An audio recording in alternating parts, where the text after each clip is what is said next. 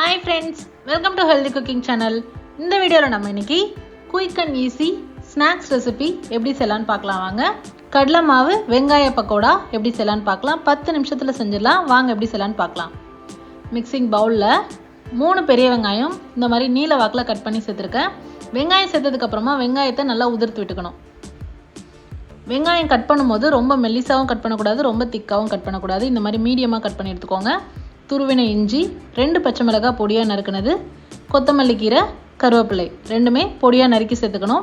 1/2 teaspoon சோம்பு, 1 cup அளவுக்கு கடலை மாவு, 1/2 கப் அளவுக்கு அரிசி மாவு, 1/4 டீஸ்பூன் உப்பு, 1 டீஸ்பூன் தனி மிளகாய் தூள். உங்களுக்கு நல்ல கிறிஸ்பியாக வேணும் அப்படின்னா நீங்கள் வந்து இந்த அளவுக்கு நான் சேர்த்துருக்க அளவுக்கு, அதாவது 1 கப் கடலை மாவு அப்படின்னா 1/2 கப் அரிசி மாவு சேர்த்துக்கோங்க. ரொம்ப கிறிஸ்பியாக வேணாம், சாஃப்டாக தான் வேணும் அப்படின்னா 3 டேபிள் ஸ்பூன்லேருந்து 4 டேபிள் ஸ்பூன் அளவுக்கு மட்டும் கடலை மாவு சேர்த்துக்கிட்டா போதுமான அளவு. காய்ச்சின எண்ணெயை சேர்த்துட்டு நல்லா கலந்து விட்டுட்டு அதுக்கப்புறமா கொஞ்சம் கொஞ்சமாக தண்ணி சேர்த்து இந்த மாதிரி தெளித்து மாவு மாதிரி நல்லா பிசைஞ்சு எடுத்துக்கணும்.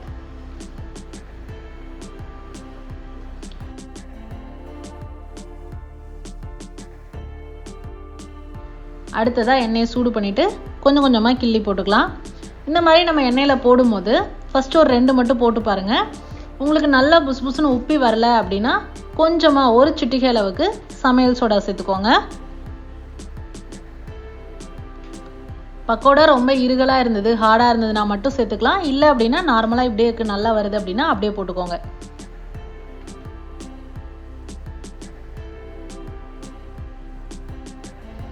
பாருங்கள், எல்லாமே நல்ல கலர் சேஞ்ச் ஆகி வந்திருக்கு. இந்த ஸ்டேஜில் நம்ம எடுத்துடலாம். வீட்டுக்கு திடீர்னு யாராவது கெஸ்ட் வந்துட்டா கூட நம்ம 10 நிமிஷத்தில் இந்த ஸ்நாக்ஸ் செஞ்சிடலாம். பாருங்கள், சூப்பராக ரெடி ஆகிடுச்சு. ஈவினிங் டீயோட வச்சு சர்வ் பண்ணி பாருங்கள்.